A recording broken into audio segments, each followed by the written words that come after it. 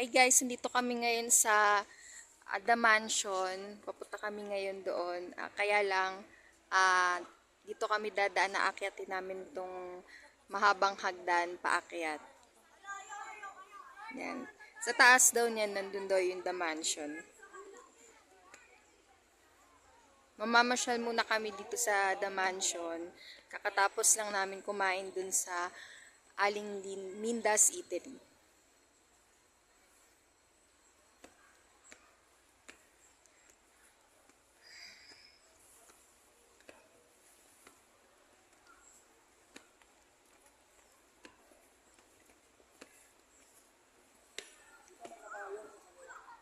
Yan.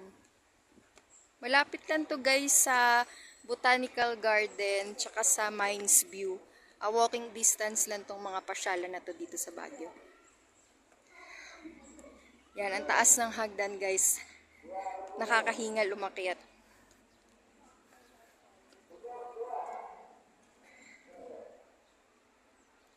Yan guys, andito na kami ngayon sa The Mansion.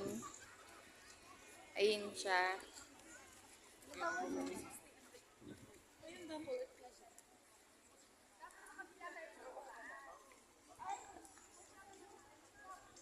Yan, dati hindi pwedeng pumasok dyan sa gate, pero ngayon guys, inaalaw na nilang pumasok dun sa gate ng The Mansion. Yan, meron dito guys, pond sa gitna.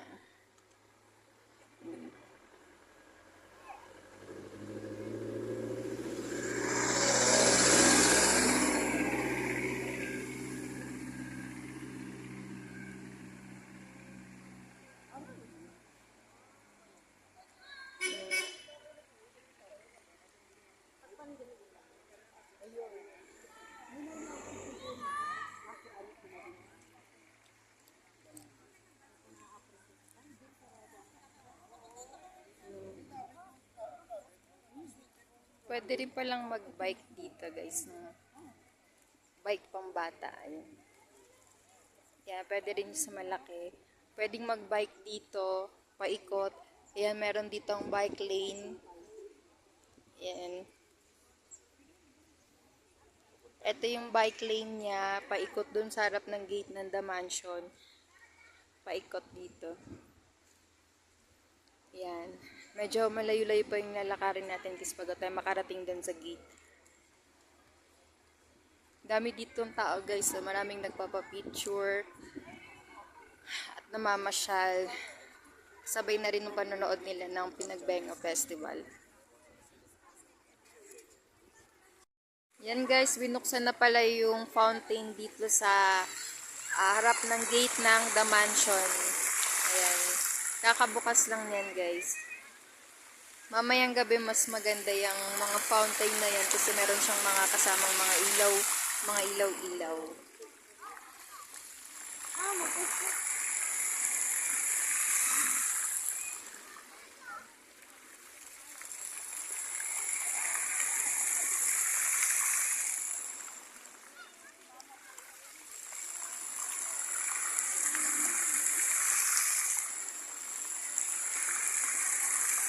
Yan, binuksan na yung fountain.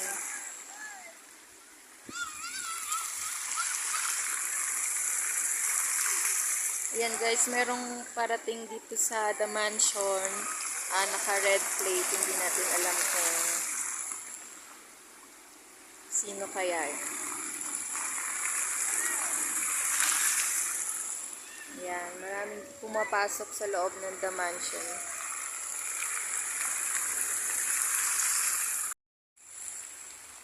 And guys, malapit na kami sa gate ng The Mansion. Merong dumating na official na may escort ng mga HPG. Yan. Siguro official yan sa gobyerno. Yan, dumadami na yung tao dito ngayon guys. Lumalamig na rin yung panahon.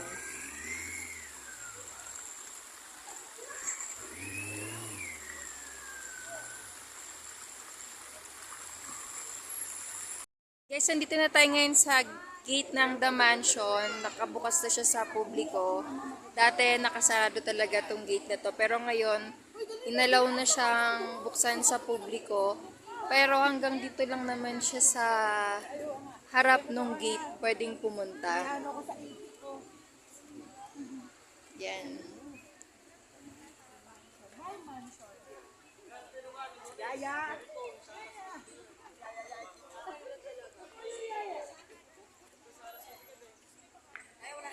Yan, hanggang dito lang din naman siya guys, pwedeng pumasok.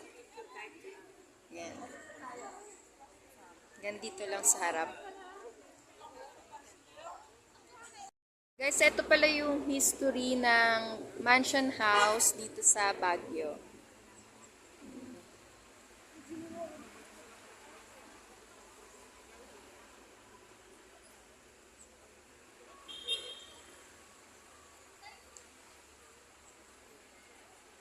Yan. Tapos meron din dito yan sa kabila guys. Yan.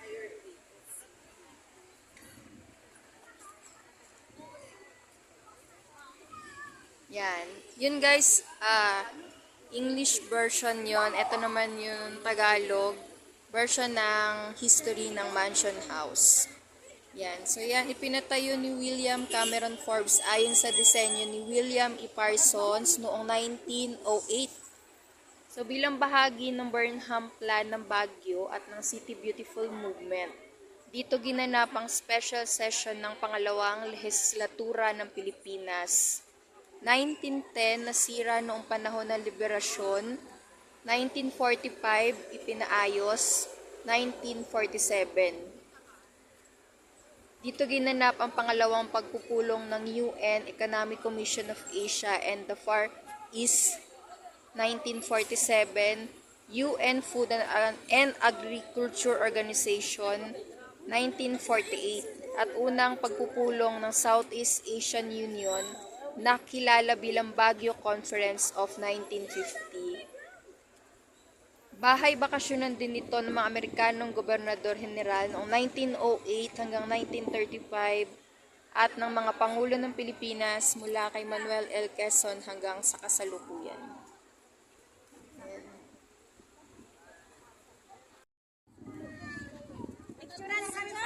Ito na pala guys yung The Mansion. Ayan, ito na yung pinakamalapit na pwede mong makita yung The Mansion. Kasi hanggang dito lang din siya pinapayagang pumasok yung mga tao.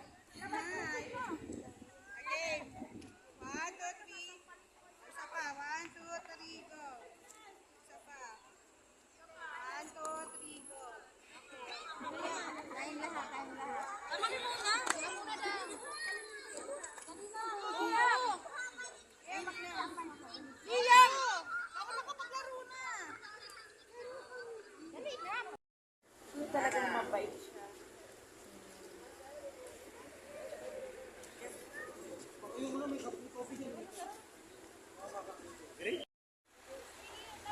Yan guys, kakatapos na namin pumunta dito sa The Mansion. Yan, ito lang naman siya sa tapat ng Wright Park. Halos magkatabi lang sila guys. Ito naman yung Wright Park. Welcome, Wright Park. Yan. Meron dito guys. Welcome, Pool of Pines. Said to be inspired by the design of the Taj Mahal, the Pool of Pines direct the eye towards the primary structure that is the mansion house. It is now called Pool of Pines because its water reflects the pine trees that grow alongside.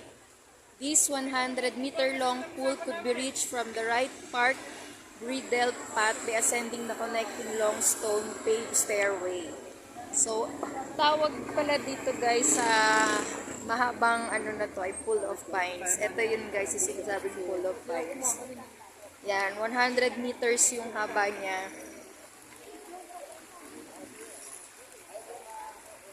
Ayan siya.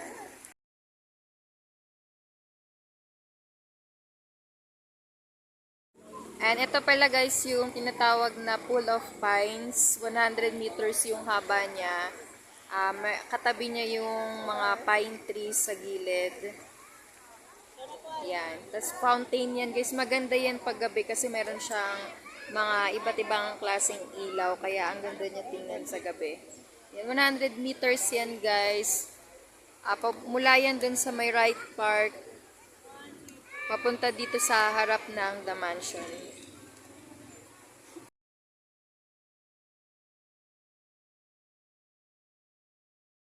Hi guys, meron palang wishing well dito sa may malapit sa Pool of Pines.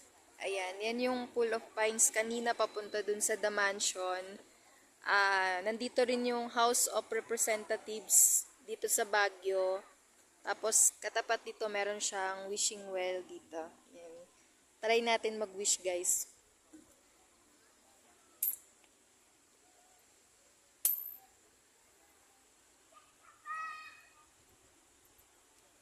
Yan, nakapag-wish na ako. Sana matupad yung wish ko.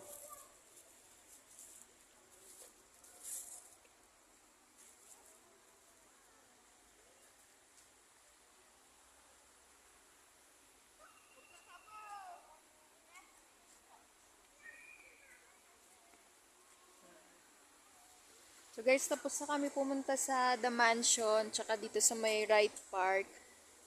Medyo magdidilim na kasi magagabi na dito sa Baguio. Sobrang lamig na rin ng klima dito ngayon.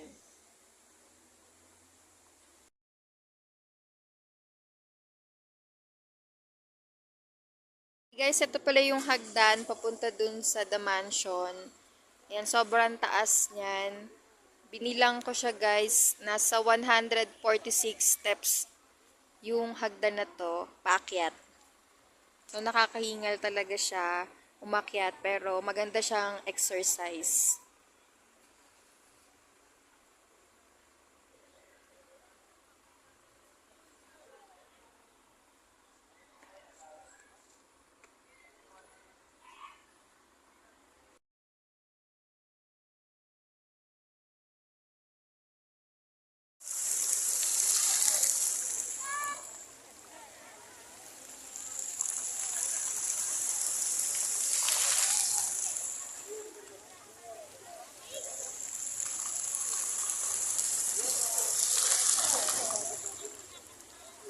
And guys, tapos na kami mamasyal dito sa Right Park at sa The Mansion.